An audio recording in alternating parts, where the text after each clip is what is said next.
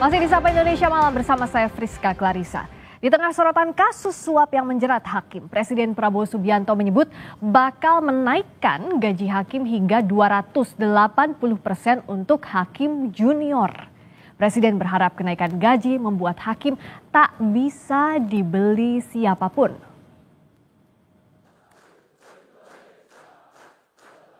Presiden Prabowo Subianto menaikkan gaji untuk seluruh hakim. Menurut Presiden, kenaikan gaji ditujukan untuk meningkatkan kesejahteraan dan menjaga integritas hakim dalam bertugas. Bahkan, khusus untuk hakim yang berada di golongan paling junior, mendapatkan kenaikan 280%. Prabowo menegaskan, saat ini negara butuh hakim-hakim yang tidak bisa dibeli dan tak mudah tergoda sogokan. Percuma kita punya polisi yang hebat, tentara yang hebat. Si koruptor, si maling, si bajingan itu begitu ke pengadilan lolos. Kasihan ini anak buahmu, Kapolri. Jadi kita butuh hakim-hakim yang benar-benar tidak bisa digoyahkan, tidak bisa dibeli. Tingkat kenaikan bervariasi sesuai golongan, di mana kenaikan yang tertinggi mencapai 280%.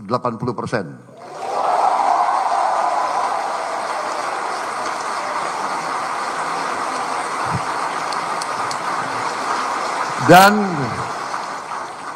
golongan yang naik tertinggi adalah golongan yang paling junior. Mahkamah Agung menyambut baik rencana kenaikan gaji hakim. MA bilang peningkatan kesejahteraan bagi hakim merupakan amunisi untuk semakin membangun sistem hukum yang menjamin keadilan. Namun dengan kenaikan gaji, pimpinan MA mengingatkan agar hakim menghindari hedonisme dan gaya hidup mewah. Dengan peningkatan gaji hakim tentunya pimpinan Mahkamah Agung menggarisbawahi dan mengingatkan kepada para hakim seluruh Indonesia untuk menghindari hidup hedon, ya, hidup yang berlebihan, hidup yang bermewah-mewah, ya, kemudian tidak melakukan perbuatan tercela yang dapat mencoreng institusi. Berdasarkan peraturan pemerintah nomor 44 tahun 2024, gaji hakim paling rendah atau golongan 3 dengan masa kerja 1 tahun berkisar Rp2.785.000 hingga Rp3.154.000. Sementara, hakim golongan 3 dengan masa kerja 5 hingga 6 tahun sebesar Rp3.057.000 hingga Rp3.461.000. Keputusan Presiden Prabowo Subianto menaikkan gaji hakim ini terjadi di tengah sorotan publik terhadap kasus suap yang menjerat sejumlah hakim. Antara lain kasus penanganan perkara ekspor CPO yang menjerat 4 orang hakim. Beberapa waktu lalu, salah satu tersangka Hakim Jumianto dari PN Jakarta Selatan mengembalikan suap Rp2 miliar ke Kejaksaan Agung. Kasus korupsi juga menjerat mantan pejabat Mahkamah Agung, Zarof Richard. Saat penggeledahan, penyidik Kejagung menemukan tumpukan uang dalam mata uang asing senilai Rp915 miliar dan 51 kg emas di rumahnya di kawasan Senayan, Jakarta Pusat. Data KPK mencatat dari tahun 2010 hingga 2025 ada 31 hakim yang terjerat kasus korupsi dan ditangani lembaga anti rasuah tersebut. Peneliti Pukat UGM Zainur Rohman menilai kenaikan gaji hakim tidak bisa secara efektif mengurangi perilaku korupsi. Ini memang satu kebutuhan agar hakim bisa sejahtera. Tadi disampaikan yang 2 juta itu adalah gaji ya, tetapi di luar itu masih ada banyak tunjangan. Kalau di total take home pay per bulan bisa belasan juta untuk hakim dengan posisi terendah. Untuk hakim agung take home pay-nya adalah ratusan juta. Sekali lagi saya apresiasi, namun demikian ini bukan merupakan obat penawar untuk segala bentuk permasalahan korupsi di Indonesia. Ini tidak akan serta-merta otomatis menghilangkan korupsi. Yang akan direduksi adalah corruption by need, korupsi karena kebutuhan. Kenaikan gaji diharapkan bisa menjadi salah satu cara meningkatkan integritas. Hakim yang bersih menjadi pintu terakhir masyarakat mendapat keadilan. Tim Liputan, Kompas TV. Presiden Prabowo Subianto menaikkan gaji hakim dengan harapan hakim menjaga integritas dan tak lagi bisa dibeli. Apalagi yang harus dilakukan agar pengadilan bebas praktik kong kali kong. Kita bahas dengan Wakil Ketua Komisi Yudisial, Sukma Violeta, dan juga pengajar hukum, Ketua Departemen Hukum Tata Negara Universitas Gadjah Mada, Zainal Arifin Mokhtar. Selamat malam, Bu Sukma, Mas Uceng. Selamat malam, Pak Rizka dan juga pemirsa yang saya hormati. Selamat malam. Saya ke Bu Sukma dulu. Memangnya kalau kayak melihat apakah kenaikan gaji ini akan berpengaruh kepada integritas hakim? Jika iya, kenapa? Iya, kami menilai bahwa kenaikan gaji maupun tunjangan itu bagi hakim ya itu sesuatu yang memang harus dilakukan karena memang kecil sebelumnya dan kemudian secara gradual sudah terjadi kenaikan. Memang terutama ketika tahun 2012 ada kenaikan yang sangat tinggi yang kita sayangkan tetap saja masih ada hakim-hakim yang kemudian melakukan tindakan tercela berupa menerima suap dengan menggadaikan putusan yang seharusnya putusan tersebut sesuai dengan rasa keadilan tapi kemudian sebaliknya. Dan kemarin tahun 2024 sudah ada kenaikan lagi tunjangan. Tunjangan itu justru komponen yang paling besar dibandingkan yang baru kemarin disampaikan oleh Presiden akan dinaikkan yaitu gaji pokok. Secara tadi sudah disampaikan bahwa untuk hakim yang paling junior bisa dihitung bahwa jika nanti sudah diterapkan itu mereka take home pay-nya akan sekitar 19 juta. 19 juta itu untuk sarjana hukum fresh graduate itu sangat tinggi. Jika dibandingkan dengan rekannya, koleganya yang kemudian ada di hukum itu sangat tinggi. Juga di perusahaan lainnya. Nah, apakah ini akan bisa mengurangi suap? Kami yakin bisa, tapi sekali lagi itu adalah bagi hakim yang untuk memenuhi kebutuhannya.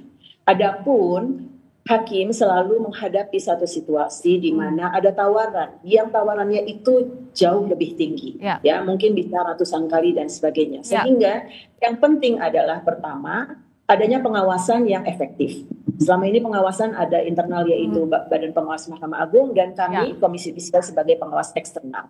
Dan untuk suap itu sebenarnya satu pelanggaran etik, kami ini penegak etik ya, bukan penegak hukum, itu sesuatu yang tidak mudah karena dua-duanya sama-sama ingin menutupi, baik yang memberi suap maupun yang menerima suap. Ya, jadi itu satu tantangan yang besar. Karena itu memang yang terkait dengan suap biasanya memang diadres oleh penegak hukum. Karena kami tidak mempunyai alat-alat yang cukup untuk apapun, menyadap dan seterusnya. Kemudian yang kedua yang kami rasa ini sangat penting adalah adanya satu sistem promosi mutasi yang efektif, yang sebenarnya sudah ditata. Akan tetapi implementasinya kami melihat masih banyak kekurangan. Harus sesuai merit system begitu ya Bu Sukma ya?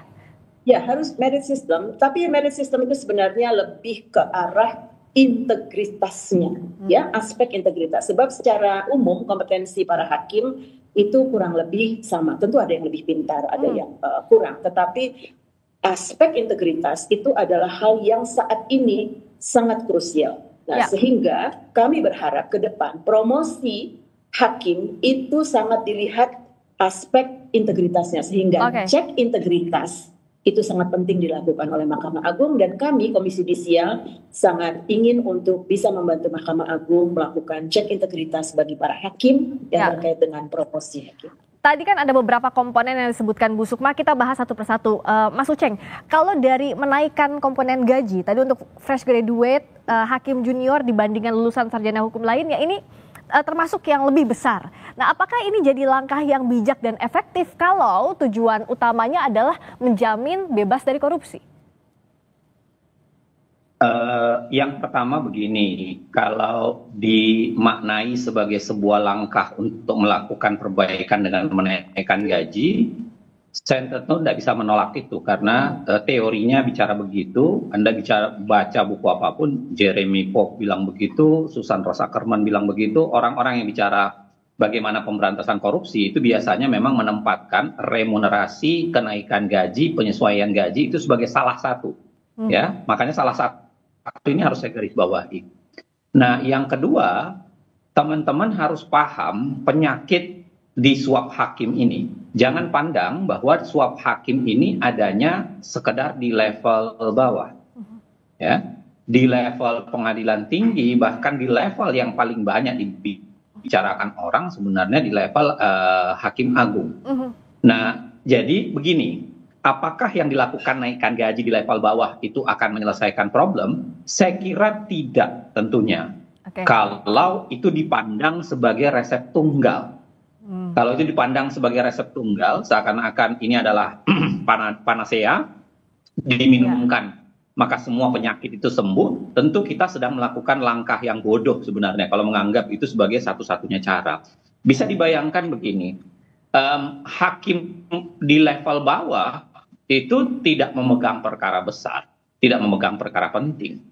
Ya, biasanya di tingkat atas tuh, di tingkat senioritas masih ada, di tingkat atas bahkan putusan akhirnya itu diambilnya di pengadilan tinggi dan di pengadilan di Mahkamah Agung. Jadi kalau ditutup di situ belum tentu bisa menyelesaikan masalah, itu satu. Yang kedua, kita harus bicara begini, penyakit hakim ini bukan sekedar gaji. Kita bicara satu saja, ya.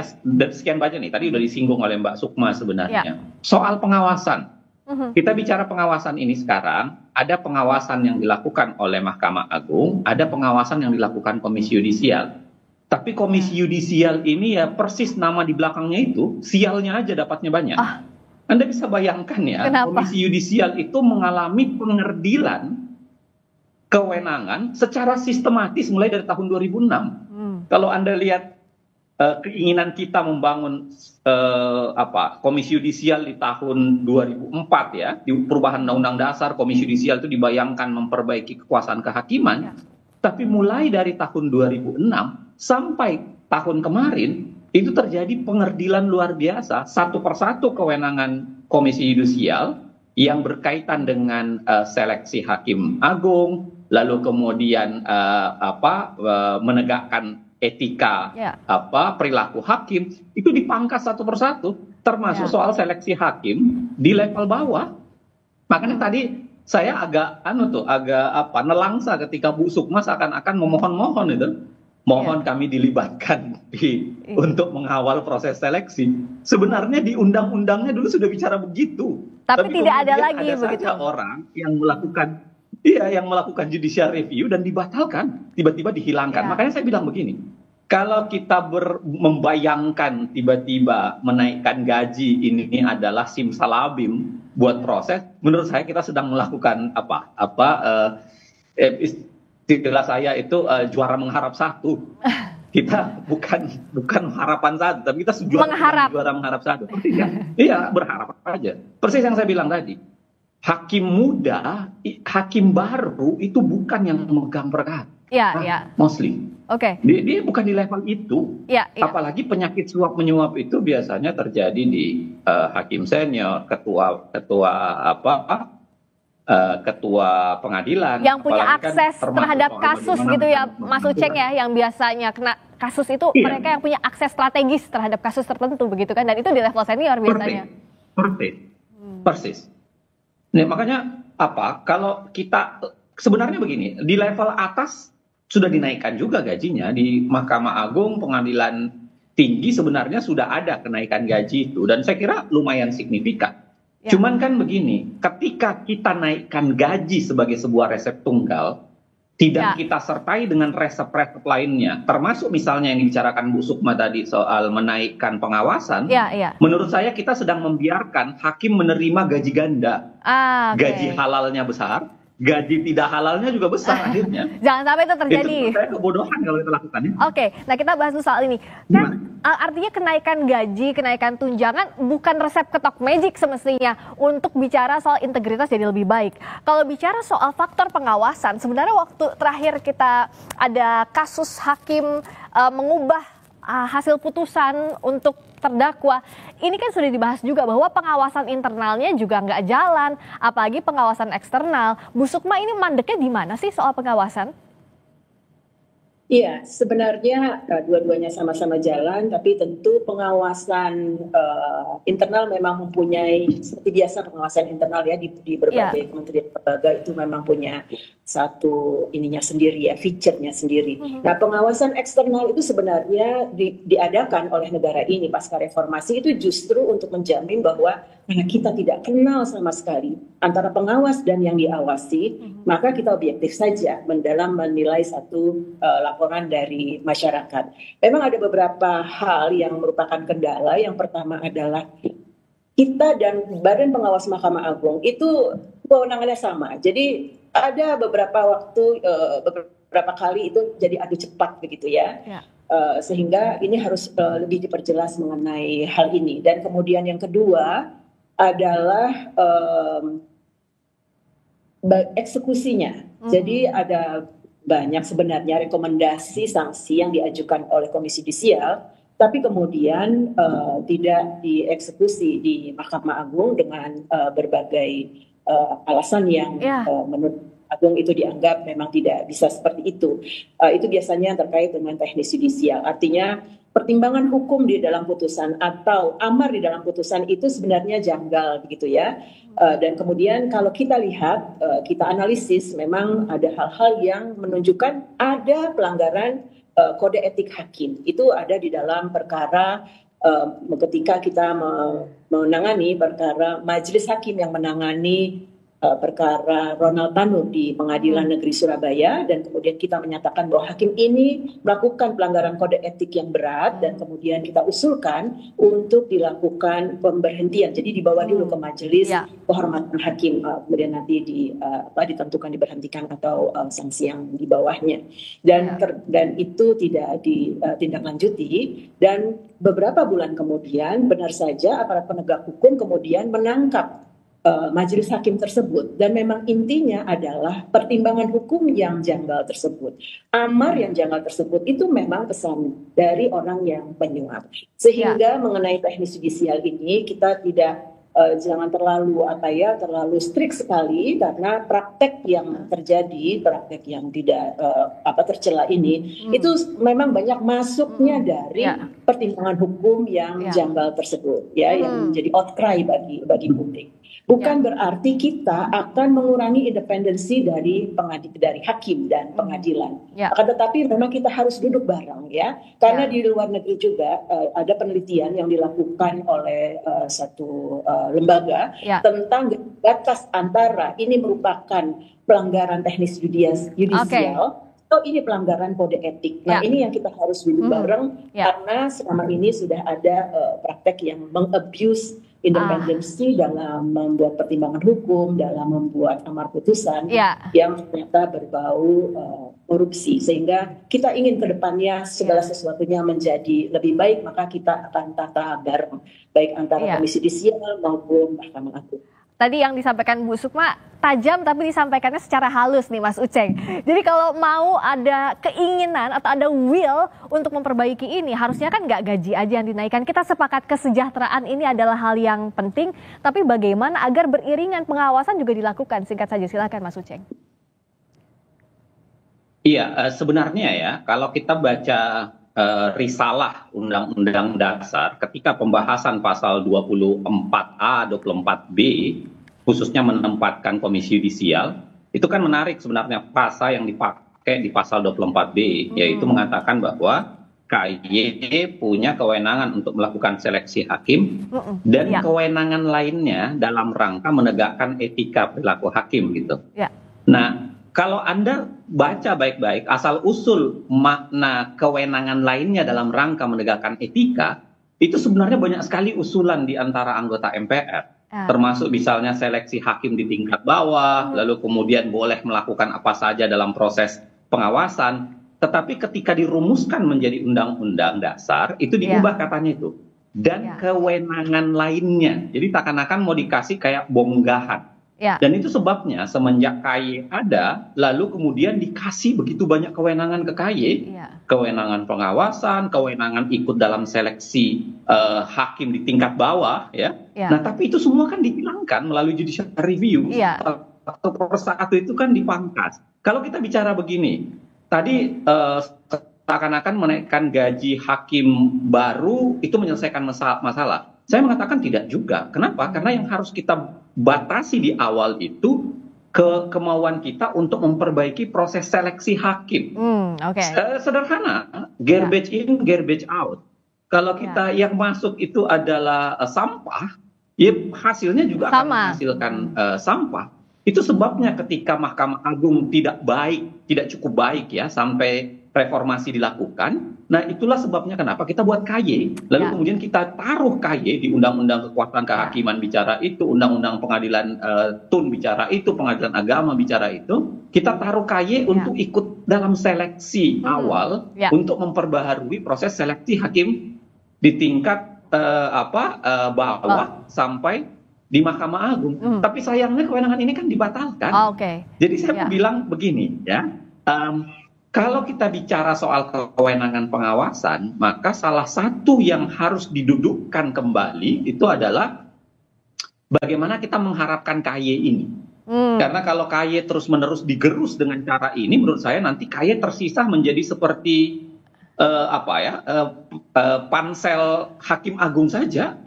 Kewenangannya kan akan menjadi mengedir tuh. Jadi seakan-akan menjadi pansel Hakim Agung. Ada satu lagi, Mbak Friska, saya kira yang harus dihati-hatiin, yang saya khawatir nih, ketika kekurangan pengawasan di tubuh Mahkamah Agung dan KY-nya juga tidak kuat, ujuk-ujuk yang dilakukan oleh kekuasaan politik itu mau meninggikan yang namanya pengawasan politik. Anda bisa baca di Undang-Undang Mahkamah Konstitusi, Anda bisa baca di rencana RUU Undang-Undang Mahkamah Agung, Undang-Undang Mahkamah Konstitusi juga sama.